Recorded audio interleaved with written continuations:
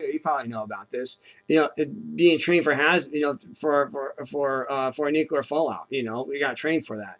Unbelievable. It took us an hour to get into the suit and everything else. It was just ridiculous. Then it had to be a certain way to be washed down. It was unbelievable, unbelievable.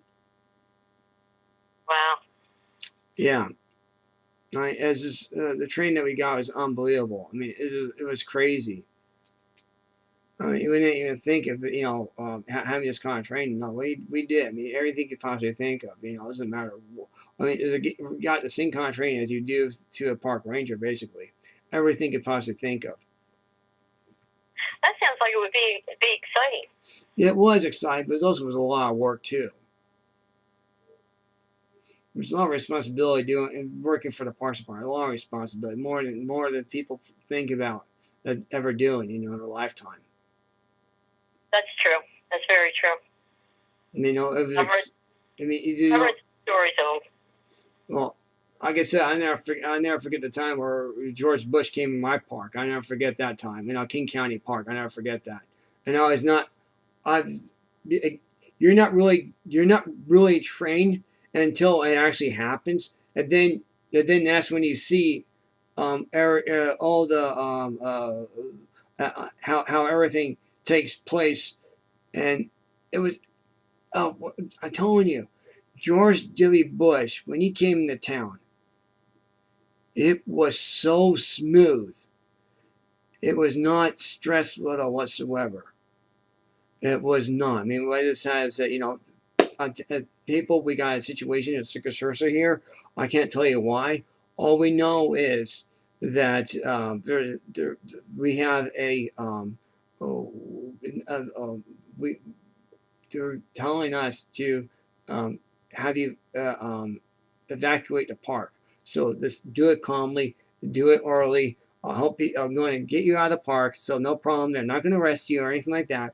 All we want to do is get you out of the park, so we can. We got some kind of a event taking place. Secret Service wants you to vacate the park, so that's what we're here for. I'm just telling you what's going on. He goes, okay, we'll go. We'll get out of our cars. We'll go. I said, and I helped direct traffic too as well. I had to get the people out of the park. I had to get the officials, let them know, the coaches. I had to go everybody, all the event coordinators. I had to go these people. I had 2 hours to do it. I got everybody out within an hour. Or less than 50 minutes. 50 minutes, I got everybody out. That's awesome. Single-handedly. We had 900 people in the soccer field. We had 300 people in the baseball and tennis courses we had. So you can imagine, and then we had people in the dog park, and then the aircraft was no big deal. 20 people were there. Then you had people who were doing the relay races for the Trial Olympics. That's when the bike rides was going on, bike races. So we had that going on too as well. So we got everybody out of the park because that's including Secret Service and myself and law enforcement. We were all working together. I worked with them, so that's what I was doing. I told me where you need to be at. They told me where I need to go. I was the only one called on duty. Nobody else was in the park. Nobody else was in the park. It was just me and law enforcement and Secret Service. That's all there was. That was it. My supervisor was on vacation. My coworker had to leave. He had a wedding rehearsal dinner to go to. So it was just myself that night. And this is my first summer working at the park too as well. So I just only was 3 months in of my job. I was after my 90-day probation. Wow. So this happened right after my 90-day probation. And the reason why George Bush came into town for this, it was the first time of the World Youth Soccer tournament, and they won the tournament. So that's why it was a big deal for the youth soccer that day. So for that night. So that's what that was. And it won't be the protests going on. It was unbelievable. It was peaceful, but it was just outrageous what's happening. It really was. It was peaceful, I mean, but they kept it calm. At least they kept it calm and early. At least they did that. And you have plenty of police. They had overwhelming police force because they also had the National Guard out there too as well. So it really made it more. It made it better than what than law enforcement had. So it was great. wow. George Bush, when he came into town, he did not mess around at all. I mean, he wanted.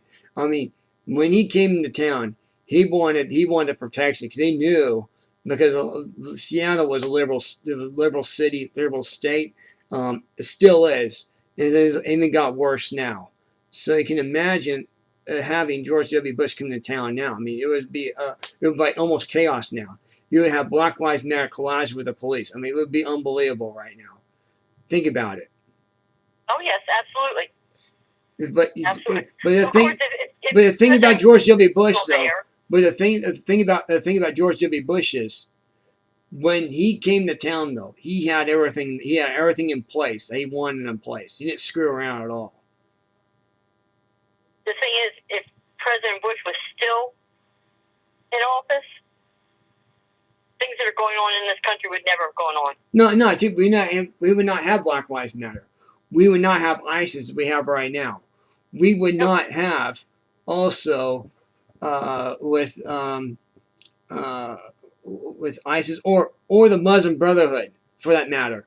These organizations would be gone. Bye bye. No more. History would not have the problem. Or Rahm Emanuel or the criminal was or Benghazi for that matter. Benghazi would never happen to George W. Bush. Here's the thing that people are forgetting right now. Condoleezza Rice was our state Secretary of State, right? Remember, she was the Secretary of State. You can imagine if Condoleezza Rice did what Hillary would have done. Oh, the press would go absolutely crazy. Do a full impeachment, full indictment, get her family everything that she can actually use against her. They would do it. Instead, they're not doing that. The only thing they're doing is dressing the mess that Hillary Clinton did. They're not doing anything else at all. You're not talking about Waco, Texas. You're not talking about her record. You're not talking about the USS Cole. You're not talking about the Vince Foster. This is what the news media should be doing and looking at the first terrorist attack in 1993. They need to replay that over and over again to see that she was the instigator of this in having terrorist attacks in our country. Her husband has got blood on the hands too. Bill Clinton does. Oh, I know they both do. They both do. It's just, it should be talked about every single day, every single moment, every single hour. It should be talked about. What are you going to do when you've got somebody sitting illegally in the White House that is as corrupt, if not more corrupt, than Hillary Clinton? Right. I mean, he's not only a Muslim, he's a communist. His father was a communist. Right. He's trying to turn this country into more or less a communist country. Right. A socialist country. Mm-hmm. And the American people do not wake up, get smart, and take matters into our own hands to take our country back. Mm-hmm. Then I hate to say it, but you're going to get what you deserve. Yep. And the innocent people, the conservatives, the ones that want to take our country back, that aren't able to do anything, right,